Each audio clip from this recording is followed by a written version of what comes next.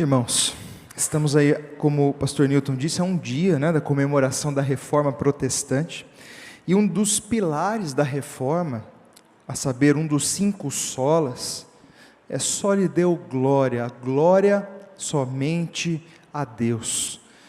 No mundo em que nós somos muitas vezes tentados a nos apoiar em outras coisas, muitas vezes nosso coração é atraído para nos vincular a pessoas e colocar nelas a nossa esperança. Quero desafiá-los nessa temática, diante da palavra do Senhor, a vivermos juntos como igreja, unidos em torno da glória do Senhor.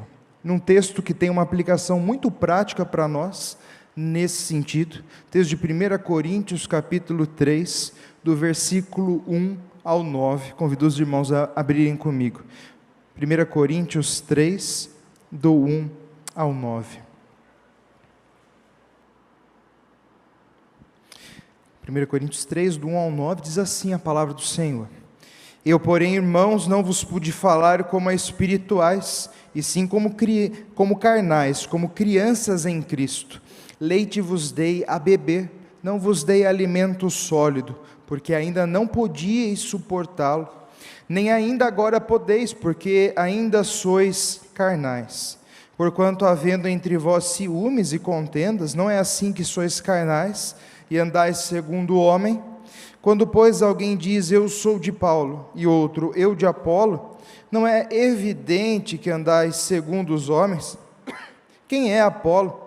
Quem é Paulo? Servos por meio de quem cresce, e isso conforme o Senhor concedeu a cada um. Eu plantei, Apolo regou, mas o crescimento veio de Deus, de modo que nem o que planta é alguma coisa, nem o que rega, mas Deus que dá o crescimento. Ora, o que planta e o que rega são um, e cada um receberá o seu galardão segundo o seu próprio trabalho. Porque de Deus somos cooperadores, lavoura de Deus, edifício de Deus sois vós. Amém. Vamos orar mais uma vez? Amado Deus, bendito seja o teu nome, louvado seja o Senhor. Pai, estamos aqui, ó Deus, com as lutas, com as dificuldades, com os problemas que carregamos, mas, ó Deus, com o nosso coração desejoso de ouvir a tua voz. Por isso pedimos e suplicamos ao Senhor, fala conosco, que o teu Espírito ministre a nossa vida, que o Senhor, Pai, atue sobre nós, e que a tua palavra produza real e vívida transformação para a glória do teu nome.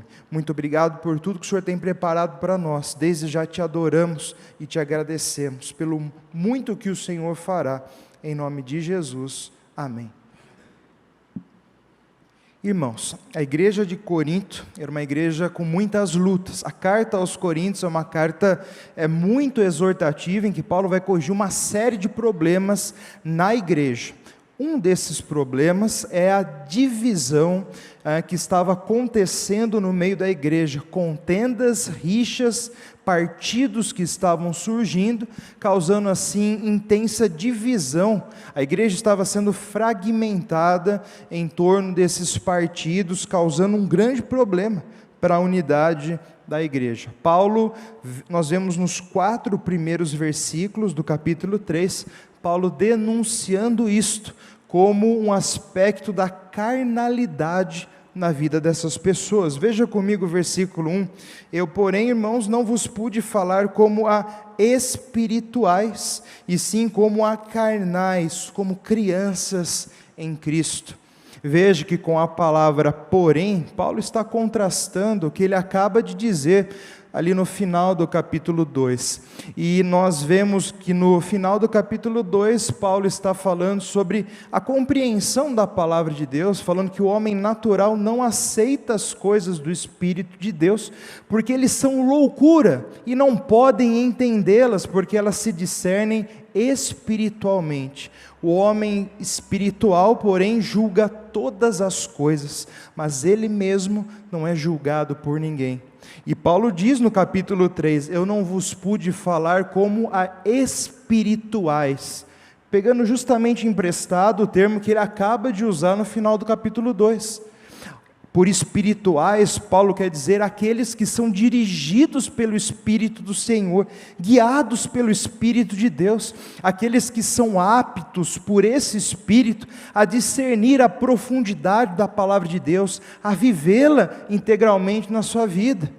Esses que são os espirituais que Paulo está se referindo, pessoas crentes, mas pessoas também maduras na fé, que são de fato plenas no Espírito Santo, cheias do Espírito Santo. E Paulo disse: eu não vos pude falar como pessoas desse tipo, pessoas cheias do Espírito Santo, pessoas guiadas pelo Espírito, mas eu falo a vocês como a carnais, como crianças em Cristo. Veja que ele, junto ao termo carnais, que significa justamente o oposto de espirituais, nós vemos na palavra uma luta, da nossa carne, que significa os desejos egoístas num coração mau que nós possuímos, a inclinação desse coração, contra o Espírito que habita em nós quando nós cremos em Cristo. Então não vos pude falar como pessoas que favorecem, que se enchem, que buscam a vontade do Espírito,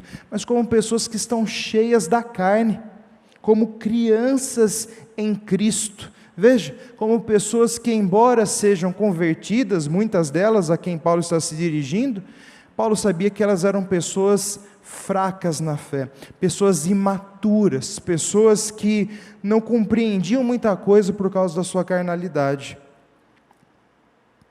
Então há esse claro contraste aqui. Paulo usa essa figura de linguagem, crianças em Cristo. E continuando no versículo 2, continuando aqui na mesma ilustração de crianças em Cristo, Paulo vai dizer: leite vos dei a beber, não vos dei alimento sólido, porque ainda não podíeis suportá-lo, nem agora podeis, porque ainda sois carnais. Então veja, eu não vos dei e nem agora eu dou a vocês. Então Paulo está vendo que eles não cresceram na vida cristã, muitos deles estavam patinando.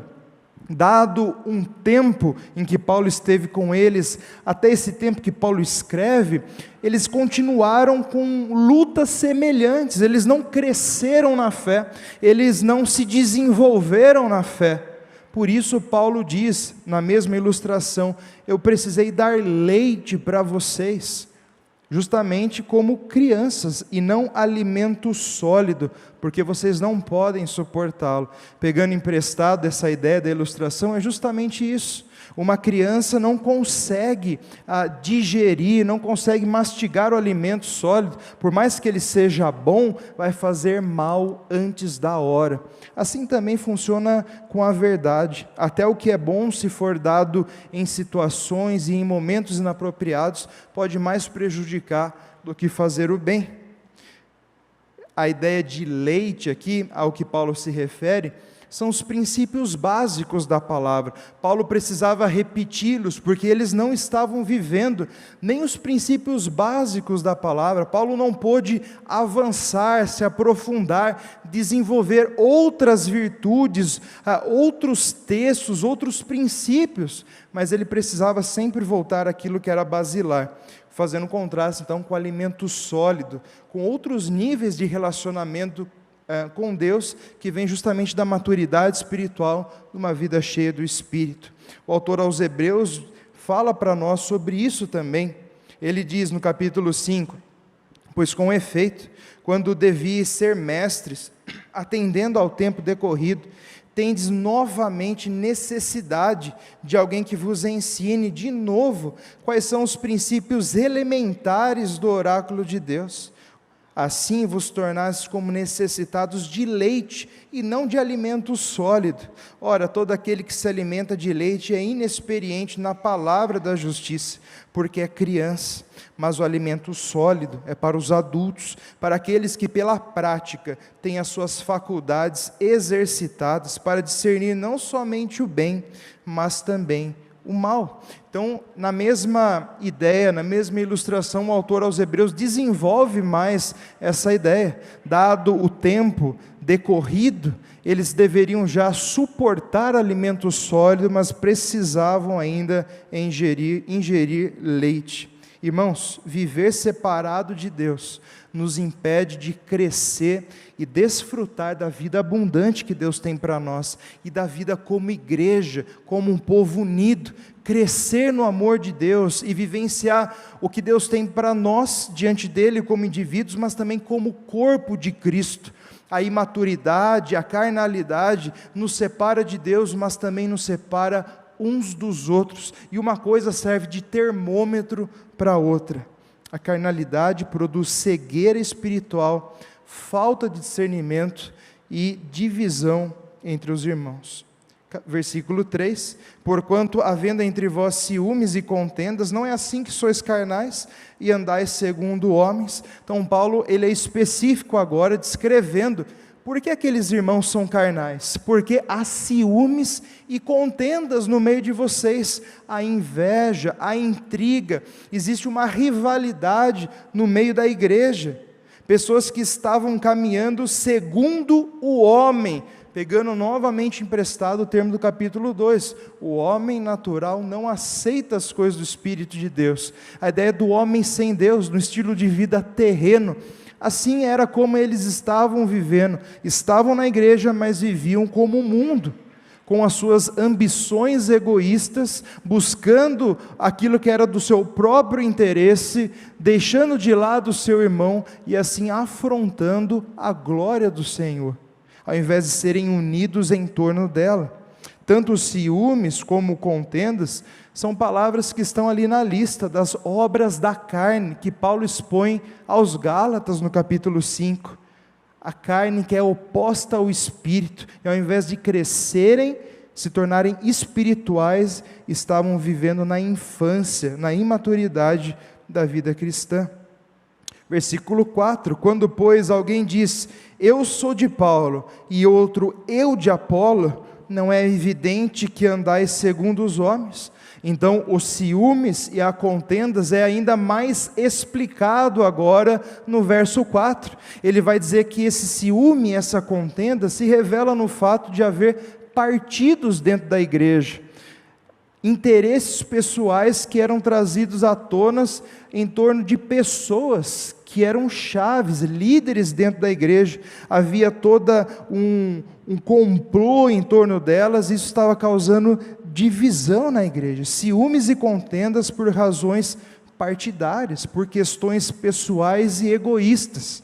Ao invés de serem um corpo unido no Senhor, a igreja possuía vários grupos rivais. Ao invés de serem unidas em torno da glória do Senhor, estavam voltadas para os seus próprios interesses.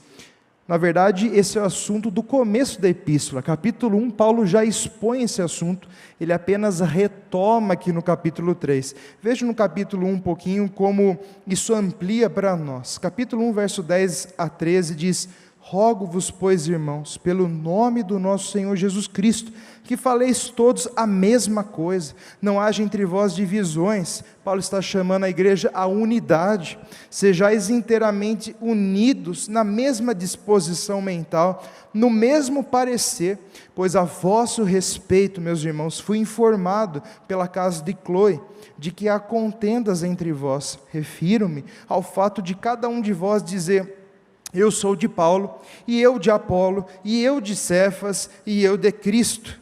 Acaso Cristo está dividido? Foi Paulo crucificado em favor de vós? Ou fosse porventura batizados em nome de Paulo?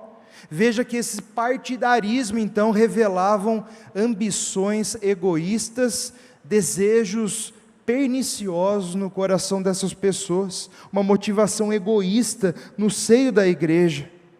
Tiago diz no capítulo 3, verso 16, pois onde há inveja e sentimento faccioso, esse desejo egoísta, aí há confusão e toda espécie de coisas ruins. Quando você coloca um monte de gente junto, que ao invés de cooperarem rumo a uma mesma direção, estão cada uma atrás de interesses particulares, aí há confusão e toda espécie de coisas ruins. É isso que a palavra de Deus nos diz.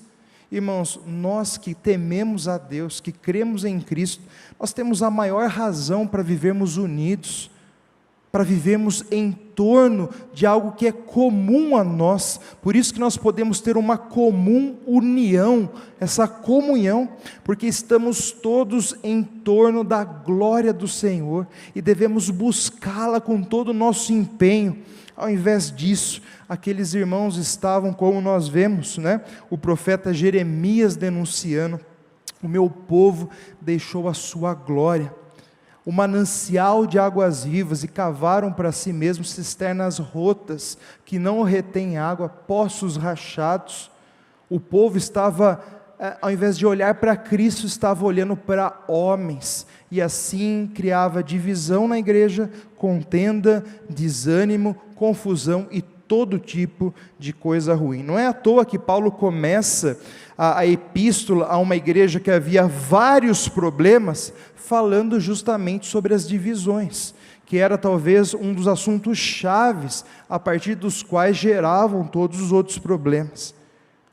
Depois que Paulo, então, aqui nos 4 primeiros versículos, denuncia a carnalidade dos seus ouvintes, daquela igreja manifestada nas divisões, Paulo agora, a partir do versículo 5 até o 9, ele vai expor essa visão espiritual, como eles deveriam ver corretamente a situação, e como deveriam então se portar verdadeiramente diante desses grupos que haviam. Paulo chama a reflexão aos seus ouvintes no verso 5. Quem é Apolo? Quem é Paulo? Servos por meio de quem cresce, isso conforme o Senhor concedeu a cada um. Eu plantei, Apolo regou, mas o crescimento veio de Deus, de modo que nem o que planta é alguma coisa, nem o que rega, mas Deus que dá o crescimento. Essas pessoas são apenas instrumentos na mão do Senhor para cumprirem os seus propósitos. Em outras palavras, é isso que Paulo está dizendo. São apenas instrumentos que Deus usou, servos, escravos, que atendem à vontade do Senhor, de maneira que a principal tarefa e a glória toda pertence ao Senhor Jesus, porque embora um plante e outro rega, quem dá o crescimento é Deus. Por isso Ele é digno de todo louvor, é Ele que concede, Ele que capacita, Ele que usa da forma como Ele deseja. É interessante que nós vemos até no Antigo Testamento, Deus usando reis de povos terríveis, como Ciro, o rei de Tiro, para cumprir os seus propósitos. Eles eram instrumentos, a palavra chama até eles de o meu servo, Deus se referindo a eles como o meu servo, esses reis, não que de fato eram convertidos, mas que eram instrumentos na mão do Senhor para cumprir os seus propósitos. A palavra diz que as nações é como um pingo de água diante do Senhor, elas são como nada, como um vácuo. Nada subsiste, não há nada que nós podemos comparar ao Senhor. Quando nós fitamos os nossos olhos na glória dos homens, nós perdemos o foco da nossa vida, em todas as coisas. Como nós temos falado, não é? Na política é assim, quando tiramos os olhos de Deus e colocamos nos homens, perdemos a noção das coisas. Nós andamos então segundo os homens, segundo aqueles que não temem a Deus, somos tomados por esses tipos de sentimentos, mas quando voltamos os nossos olhos para Cristo, nós somos chamados a descansar o nosso coração, a repousar, e sabemos que somos mais do que vencedores, independentemente dos homens, Deus continua no seu trono, Ele é o juiz, Ele é o rei de toda a terra, dele vêm todas as coisas. Apenas Cristo possui, como diz Paulo, esse poder de dar o crescimento, isso é, de fazer prosperar e tornar eficaz qualquer coisa. Interessante que o salmista diz no Salmo 127, se o Senhor não edificar a casa, em vão trabalham os que edificam. Se o Senhor não guardar a cidade, em vão vigia o sentinela. Inútil vos será repousar tarde, levantar de madrugada, comer o pão que penosamente granjeaste. Aos seus amados, Ele o dá enquanto dormem. Tudo vem do Senhor, e se tiver alguma coisa que ali não há a bênção de Deus, é vazio, é fútil. É o Senhor que pode fazer as coisas prosperarem ou retrocederem conforme o seu desígnio e conforme a sua vontade. Por isso somos chamados a buscá-la, seja feita a tua vontade, assim na terra como no céu. Essa vontade que é boa, perfeita e agradável. Nós estamos unidos em torno dela, à medida que os nossos olhos se voltam continuamente para ela. É um exercício de fé, meus irmãos, manter os nossos olhos fixos na glória de Deus e tirá-los de nós, tirá-los das pessoas à nossa volta, como que nós queremos buscar sentido, refúgio para a nossa vida em nós e nas pessoas à nossa volta. Não há, é impossível. Refúgio, castelo forte, como nós cantamos, é o nosso Deus. Abrigo no temporal, refúgio e fortaleza. Os nossos olhos estão no Senhor. Pois quem é que te faz sobressair? O que você tem que não recebeu? E se recebeu, porque te glorias como se não tivesse recebido? 1 Coríntios 4:7, o capítulo à frente, Paulo coloca isso. O que nós temos e somos vem do Senhor, não há glória em nós, e assim qualquer outra pessoa. É Deus que dirige o coração do rei, é Deus que conduz o intento dos homens, é Deus que traça o curso da história, e nós sabemos que ela está indo para culminar na exaltação do nome do Senhor Jesus. Independente qual seja o curso, nesse momento, nós vamos chegar lá em triunfo. Glória, porém, a Deus, que em Cristo sempre nos conduz em triunfo e por meio de nós manifesta em todo lugar a fragrância do seu conhecimento, seja nos passos verdejantes ou no vale da sombra da morte. Sempre nos conduz em triunfo e usa a nossa vida, manifesta a fragrância do seu conhecimento. Portanto, tire os olhos das pessoas e de interesses pessoais, buscando nestes o seu refúgio, o seu alento e o seu descanso. Seja político, seja patrão, seja até mesmo o cônjuge, os filhos, qualquer coisa posta na frente do Senhor acaba sendo um ídolo e, portanto, uma maldição na nossa vida, à medida que nós invertemos as prioridades dentro do nosso coração. Ao buscar glória, meus irmãos, de pessoas, nós criamos partidos e divisões, inclusive dentro da igreja. O versículo 8 diz: ora, o que planta e o que rega são um, e cada um receberá o seu galardão segundo o seu próprio trabalho. Quando ele diz o que planta e o que rega são um, ele está dizendo, tanto aquele que atua dessa forma, como esse que atua desta forma, ambos estão unidos no mesmo propósito, embora tenham trabalhos diferentes, eles são um, eles estão unidos. É isso que ele está dizendo, e cada um receberá o seu galardão segundo o seu trabalho. Veja, ele está dizendo que embora Deus conceda tudo, aquele que dá o crescimento, mesmo assim há uma graça, uma misericórdia, a ponto de Deus até recompensar, galardoar os seus, à medida que esses se mantenham fiéis ao seu chamado, segundo o seu trabalho, segundo a sua vocação, mas unidos em torno do fundamento da igreja, que é o Senhor Jesus. Cada tipo de trabalho feito com a fidelidade ao Senhor receberá recompensa. Trabalhos distintos, mas o mesmo alvo, a glória do Senhor. Deus analisará a fidelidade de cada um de acordo com aquilo que Deus confiou a você. Jesus nos ensinou isso com parábolas, e é isso que ele está falando. Na sua casa, se você continuar do versículo 10 até o final, você vai ver que Paulo vai tratar que o fundamento da igreja é o Senhor Jesus, e não há outro fundamento, e que as nossas obras serão analisadas de acordo com aquilo que nós edificarmos sobre Cristo, se é palha, se é pedras preciosas, se é ouro. O tempo aprovará, o dia aprovará através do fogo, do julgamento do Senhor. E nós receberemos ou perderemos galardão segundo esse julgamento, segundo aquilo que edificarmos sobre o fundamento da igreja, que é o Senhor Jesus, através da nossa vida e do nosso trabalho.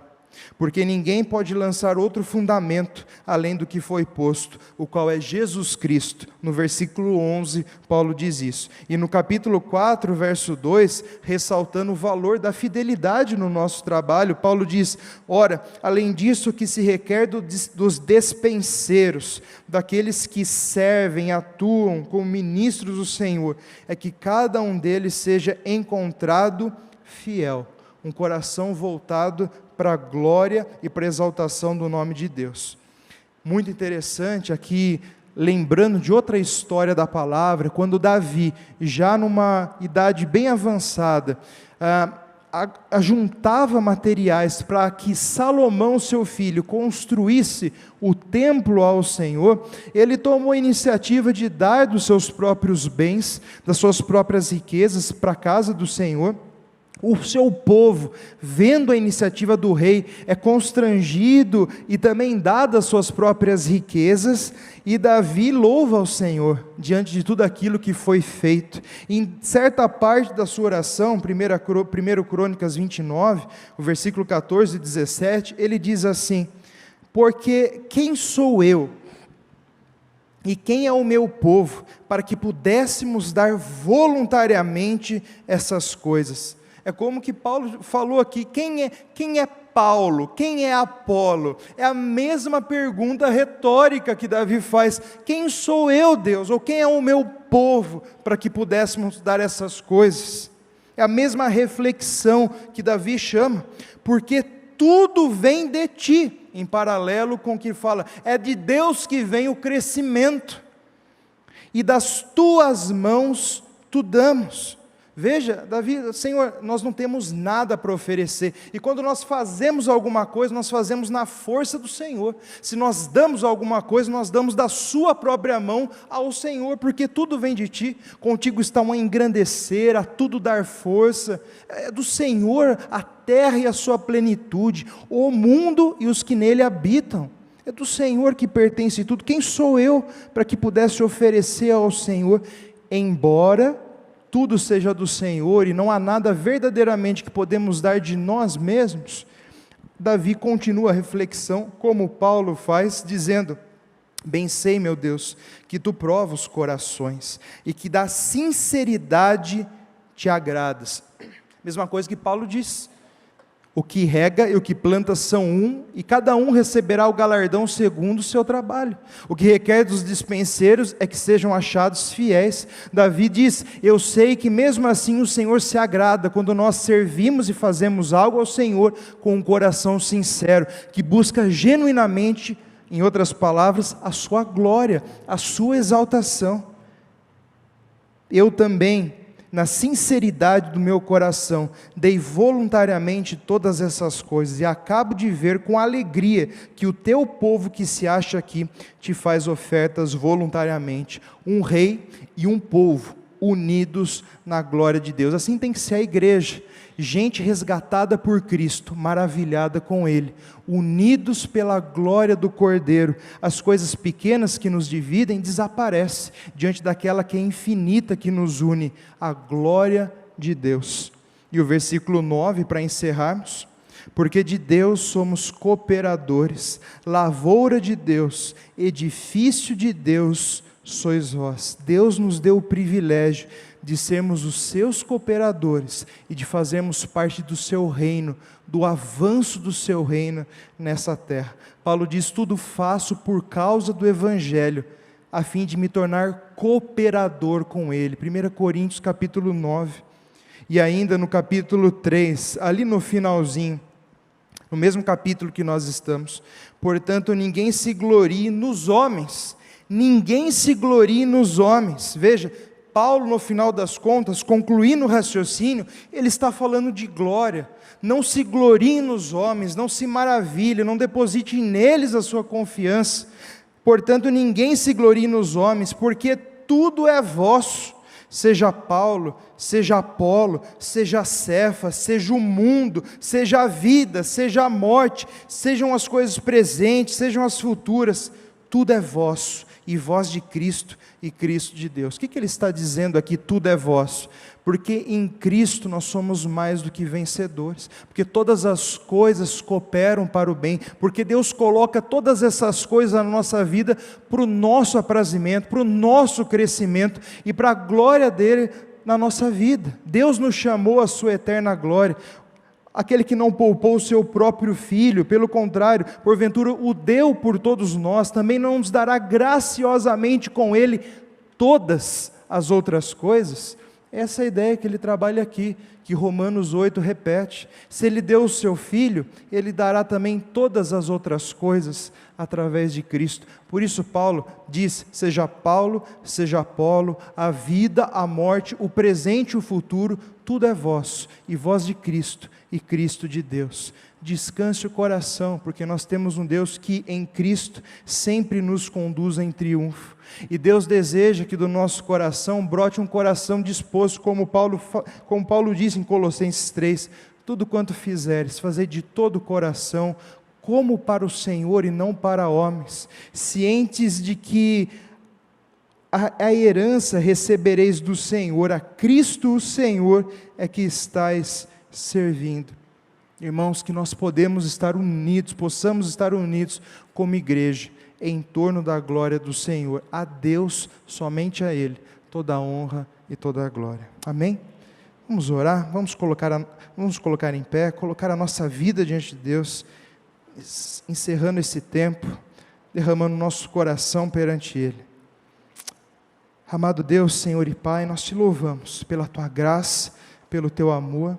Muito obrigado porque em Cristo Jesus nós temos a esperança da vida eterna. O Senhor nos resgatou, o Senhor nos tirou do império das trevas e nos trouxe para o reino do Filho do seu amor. Muito obrigado, ó Pai, porque sabemos que todas as coisas irão culminar na glória do Teu nome.